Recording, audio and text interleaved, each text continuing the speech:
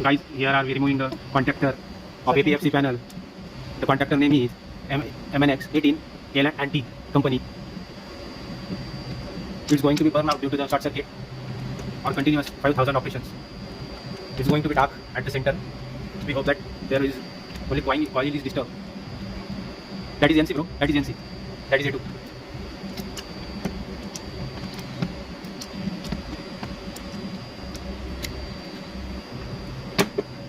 There are the spring loaded system. We can remove it by only simply remove the straight the springs. Now this one is new model MNX18 made by LT. Initially we have to connect the A1 and A2, that is auxiliary contacts. Auxiliary contact used to trigger the main coil of contactor. That's why it will be switching and shorts the power contacts. There are the two or more additional contacts, that is NO and NC.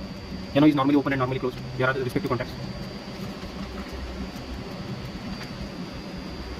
Initially we are using all nut bolts. First of all, connect the A1 and A2 as we removed. Then connect E2. E2, that is the neutral of auxiliary contacts.